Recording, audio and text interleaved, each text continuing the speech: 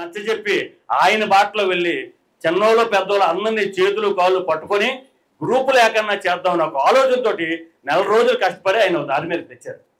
తెచ్చిన తర్వాత కారణం లేకన్నా ఒక అపవాదు వేశారు. ఒక అపవాదు 15 సంవత్సరాల నుంచి మన నియోజకవర్గంలో ఆయన అందించిన సహాయ సహకారాలు అందరూ గ్రామం ఏమైనా ఉందా? ఏదో రూపంలో ప్రతి గ్రామంలోనూ ఆయన రూపాయి ఖర్చు పెట్టారు. అటువంటి మనిషి దగ్గర డబ్బులు లేవు, డబ్బులు చూపించలేదు అన్న ఒక అపవాదుని ఆయన మీద నింద మోపారు. కానీ ఇది అవాస్తవం. ఎందుకు అవాస్తవం అంటే ఆయన వాళ్ళ ఈక్వేషన్స్ వాళ్ళ లెక్కలు వాళ్ళు వేసుకున్నారు. ఏం జరిగింది? ఇక్కడ కూడా వైఎస్ఆర్ అభ్యర్థిని ప్రకటించగానే ఆల్మోస్ట్ పైలా ప్రసాదరావు గారు ఎమ్మెల్యే అయిపోయారు. దీని నుంచి అంటే ఇంకా మనం ఏ శక్తులు అంటే ఇక్కడ ఆశించిన వాళ్ళిద్దరూ వ్యతిరేక కార్యక్రమాలు చేసినా పైలా ప్రసాదరావు గారు గెలుపుని అడ్డుకోలేం కాబట్టి ఏం చేస్తే అడ్డుకోగలం అని కుట్ర రాజకీయం మొదలైంది. 2-3 రోజుల్లో భారీ బహిరంగ సభని ఆ వేదిక మీదకి వచ్చి మీరేం ఏ రకంగా దీన్ని సరి చేస్తారో చెప్పండి. చెప్పే వరకు మేమంతా కలిపి పైలా ప్రసాద్ గారు అంటే నడుస్తాం, ఆయన ఏ నిర్ణయం తీసుకున్నా మేము కట్టుబడి ఉంటాం అని ఈ సభాముఖంగా ఈ మీడియా ముఖంగా నేనైతే నా అభిప్రాయాన్ని తెలియజేస్తున్నాను. వయసులో ఉన్నాడు. ఒక మాట నేను ఆయనకి ఇచ్చి సజెషన్ ఒకటి, 2004లో నా టికెట్ ప్రకటించారు. బీఫార్మ్ వచ్చేసి ఇదిగో మా సోదరులందరికీ తెలుసు.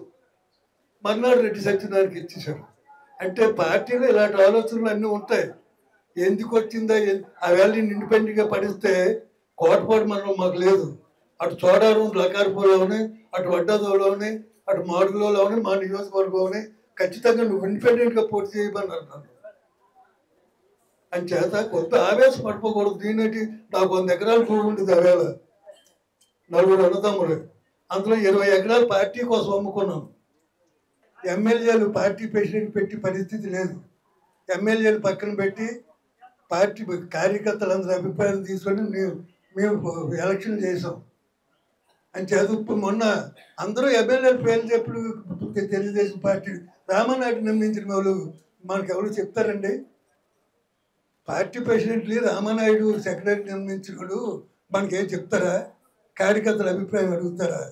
ఒక మాట మీద ఉండేటట్టు తెలుగుదేశాన్ని కాపాడవలసిందిగా కోరుతూ ఇలాంటి వాళ్ళందరూ కూడా పెద్దలతో మాట్లాడి అందరి ఒకే వేదికపై తీసుకొచ్చి మన తెలుగుదేశాన్ని కాపాడవలసిందిగా కోరుతున్నాను. ప్రసాద్ గారికి టికెట్ ప్రకటించి మళ్ళీ వెనక్కి తీసుకోవడం అనేది అందరమే బాధపడవలసిన విషయం.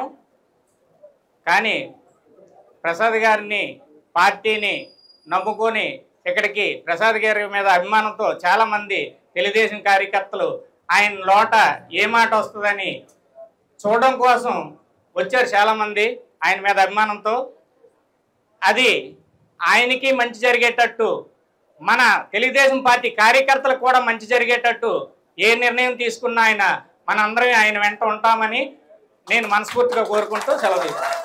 ఇప్పుడు మన గౌరవం ఎక్కడ పోయిందో అక్కడే ఎదుర్కోవాలి.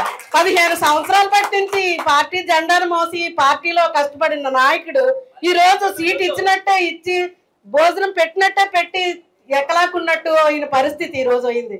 అందువలన ఈ రోజు మనకి ఎక్కడైతే మనకి అన్యాయం జరిగిందో అక్కడ న్యాయం జరిగేటట్టు మనం పోరాడాలి. అంతేగాని పార్టీకి ద్రోహం చేయడం అనేది జరగని పని. పార్టీకి ద్రోహం చేయకూడదు. ఏ పార్టీలో మనకు అన్యాయం జరిగిందో ఆ పార్టీలోనే మనకు న్యాయం జరిగేటట్టు మనందరం కృషి చేయాలి. అందువలన పార్టీ ఏదో ద్రోహం చేయలేదు. పెద్ద నాయకులు అందరూ బాగానే ఉన్నారు. మన నియోజకవర్గం నాయకులు ద్రోహం చేస్తే నీకు ద్రోహం చేసినట్టు కాదు. పైన నాయకులు ఎక్కడైతే నీకు అందరూ భరోసా ఇస్తున్నారు కాబట్టి ఆ నాయకుడి దగ్గర మనం న్యాయం జరిగేటట్టు పోరాడాలి. ఈ రోజు మీకు సీట్ అనౌన్స్మెంట్ చేసిన తర్వాత పక్క పార్టీ వాళ్ళు కూడా రావడానికి సిద్ధంగా ఉన్నారు. నీ వెనకతల నీ నాయకత్వాన్ని నిన్ను అందరూ పక్క పార్టీ నుంచి వలసలు వచ్చే టైంలోనే ఇటువంటి మనకి దౌర్భాగ్యం జరిగింది. అందువలన జరిగిందని మనం ఏమాత్రం కించపడద్దు, ధైర్యం కోల్పోవద్దు. మనం ఎక్కడైతే మన పార్టీలోనే న్యాయం జరగాలని పోయిన బంగారం ఎక్కడ పోతే అక్కడే ఎదుగుతామో అక్కడే మనం సంపాదించుకోవాలి. అప్పుడే మన నాయకత్వానికి మనకి వాల్యూ ఉంటది. అందువల్ల సైకిల్ గుర్తుని మరవద్దు, పార్టీని మరవద్దు, పార్టీకి ద్రోహం చేయొద్దు. అందువలన ఈ పార్టీకే కృషి చేసి ఈ పార్టీలోనే మీకు న్యాయం జరిగేటట్టు మీ వెనకతలు మేము అందరం ఉంటాం. మీరు పోరాడండి, ఈ పార్టీకి మాత్రం ద్రోహం చేయొద్దు. నేను ఒక వైసీపీ నుంచి ఒక దానిలో సెగ్మెంట్లో ఒక ఎంపీటీసీగా నాకు 95 యాక్ట్ ప్రాబ్లం వల్ల మా అబ్బాయి పేరు మీద నామినేషన్ వేసి కంటిన్యూ చేయడం జరిగింది. దాంట్లో ఆ పార్టీ వాళ్ళు నా భూములు తనఖాలు పెట్టించి అట్లీ జీపీఎం సేల్ అంటే ఇంకా భూమి నాకు తిరిగి రాని పద్ధతి మీద రాయించుకొని నాకు డబ్బులు సాయం చేసి నన్ను ఎంపీటీసీగా నాకు టికెట్ ఇచ్చి ప్రయాణం చేయించినటువంటి పెద్దలు నాకు ₹1 కూడా సాయం చేయకుండా వారు చేసిన అవమానానికి గురయ్యి 3 సంవత్సరాల కాలం నుంచి కూడా ఆ గవర్నమెంట్కి వ్యతిరేకంగా ఇంటి దగ్గరే నా ప్రయాణం కొనసాగుతుంది. అలాంటి సందర్భంలో పైలా ప్రసాద్ గారు ప్రతి గ్రామంలో కూడా ఎటువంటి కష్టం జరిగినా ఎటువంటి నష్టం జరిగినా ఇమ్మీడియట్లుగా వచ్చి ఆ గ్రామంలో ఉన్న ఆ కార్యకర్తల సమావేశంతో వచ్చి వాళ్ళకి తన కలిగిన సాయం చేసినటువంటి వ్యక్తి నా కంటితో చూశాను నేను. అలాంటిది ఆ రోజు నా ఎలక్షన్కి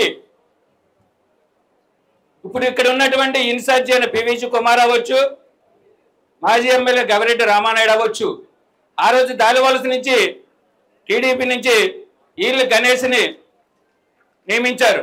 అంటే నాతో మొదట మంగపతి గారు టీడీపీ నుంచి క్యాండిడేట్, నేను వైసీపీ నుంచి క్యాండిడేట్. నేను అయితే ఆయన నాకు రాజకీయ గురువు, కన్న తండ్రితో సమానమైన మనిషి. కానీ ఆ రోజు ఆయన తెలుగుదేశం నుంచి నేను వైసీపీ నుంచి క్యాండిడేట్లుగా ఎదురైన పరిస్థితి ఏర్పడింది. అయితే భగవంతుడు ఆయన్ని మధ్యాంతరంగా తీసుకెళ్ళిపోయారు.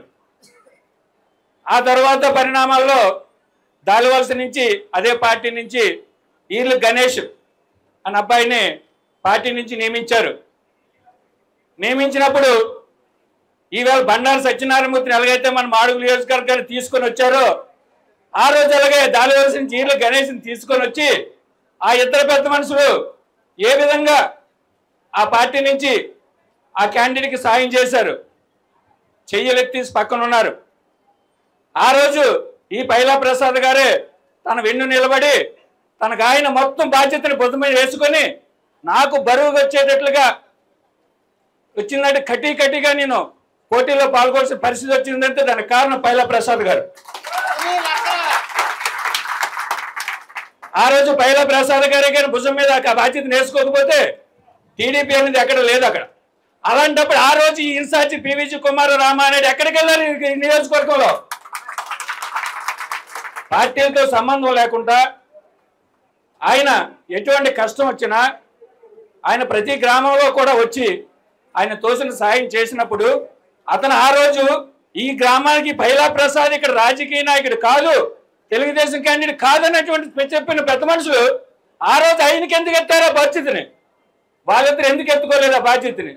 ఇలాంటి దౌర్భాగ్యమైన పనులు నియోజకవర్గంలో పార్టీలో చేసి చాలా తప్పుడు పనులు చేశారు.